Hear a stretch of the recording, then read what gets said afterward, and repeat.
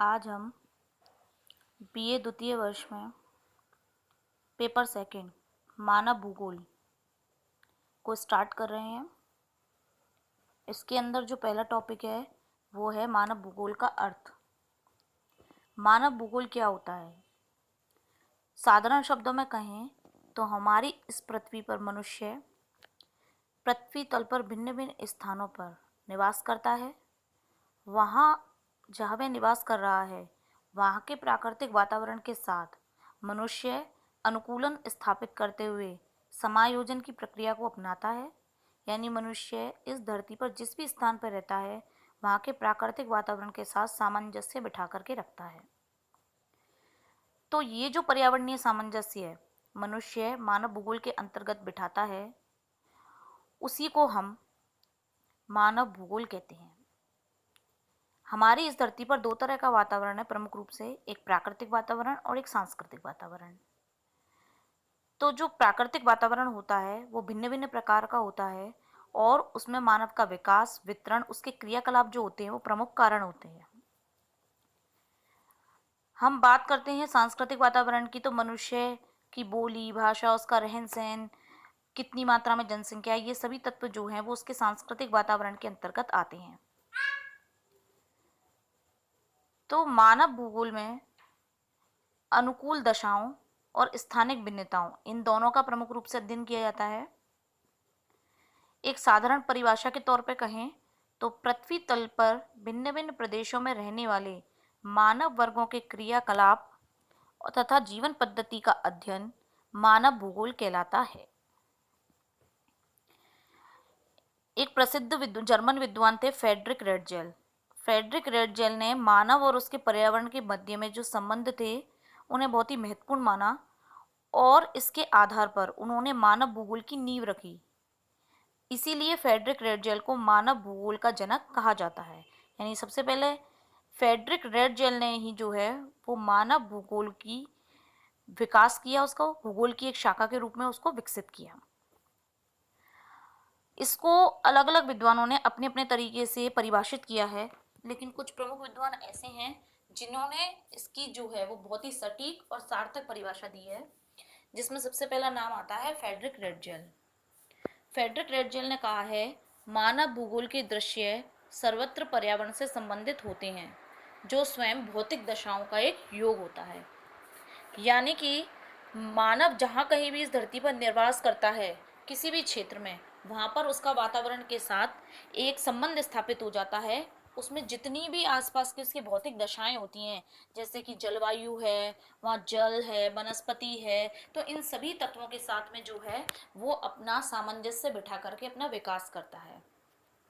दूसरी जो प्रमुख परिभाषा है वो रेडजेल की शिष्या हैं एक अमेरिकन, उनका नाम है Ellen Churchill Semple. Ellen Churchill Semple ने अपनी परिभाषा दी है कि मानव भूगोल अस्थायी पृथ्वी तथा चंचल मानव के पारस्परिक परिवर्तनशील संबंधों का अध्ययन है।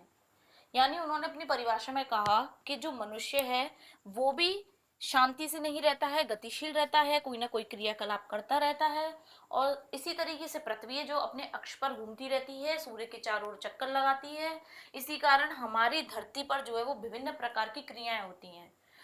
तो जो चंचल मानव है और अस्थायी जो पृथ्वी है, इन दोनों के मध्य जब सामंजस्य स्थापित हो जाता है तो उस सामंजस्य का अध्ययन जो है मानव भूगोल में करते हैं। तीसरी परिभाषा जो है वो डिमांजिया ने दी है। डिमांजिया ने कहा कि मानव भूगोल मानव वर्ग और समाजों के तथा प्राकृतिक वातावरण के संबंधों का अध्ययन है। यानी कि हम जितनी भी इसकी परिभाषाएं देखें अलग अलग विद्वानों की, सभी परिभाषाओं में निष्कर्ष तौर पर यही निकल करके आता है कि मानव भूगोल जो है वो पृथ्वी तल पर मानव के स्थानिक वितरण, यानी कि मानव का किस स्थान पर बसाव ज्यादा है, किस पे कम है, इसके पीछे क्या कारण है, कौन कौन से संसाधन उनके लिए उपलब्ध हैं, इन सभी तत्वों का अध्ययन जो है वो मानव भूगोल में किया जाता है। आगे हम बात करते हैं मानव भूगोल के उद्देश्य की, कि मानव भूगोल का उद्देश्य क्या है। तो जैसा कि हमने इसकी परिभाषा से समझा, उसी के आधार पर हम इसके उद्देश्य को भी निर्धारित कर सकते हैं कि मानव भूगोल का मुख्य उद्देश्य है विश्व के जैविक तथा अजैविक तथ्यों का मानव के वितरण के संबंध में विवरण प्रस्तुत करना। यानी मनुष्य इस धरती पर जहां जहां निवास कर रहा है वहां मनुष्य के लिए कौन कौन से जैविक और कौन कौन से अजैविक संसाधन मौजूद होते हैं। यानी कहाँ उसे जल की उपलब्धता है, कहाँ खनिज मिल रहे हैं, कहाँ पेड़ पौधे हैं, कहाँ पशु पक्षी। तो इन सब चीजों के बारे में जो अध्ययन किया जाता है वो मानव भूगोल के अंदर ही होता है। जैसा कि ब्रूंस महोदय ने कहा है, इसका उद्देश्य स्पष्ट करते हुए, मानव भूगोल का उद्देश्य मानव क्रियाकलापों तथा भौतिक भूगोल के दृश्यों के मध्य संबंधों का अध्ययन करना है। यानी जितने भी हमारे पूरी इस धरती पर भौतिक पदार्थ हैं, पर्वत पठार मैदान नदियां, उनके साथ मनुष्य कैसे सामंजस्य बिठाता है और उनके आधार पर कैसे अपनी क्रियाओं को करता है, इन सभी का अध्ययन करना मानव भूगोल का सबसे प्रमुख उद्देश्य है। आगे हम बात करते हैं मानव भूगोल का विषय क्षेत्र। यानी कि मानव भूगोल के विषय क्षेत्र में हम किस सामग्री को शामिल करेंगे। सबसे पहले मानव भूगोल जो है उसका स्वतंत्र रूप से विकास हुआ था 19वीं शताब्दी में और 20वीं शताब्दी के प्रारंभिक वर्षों में।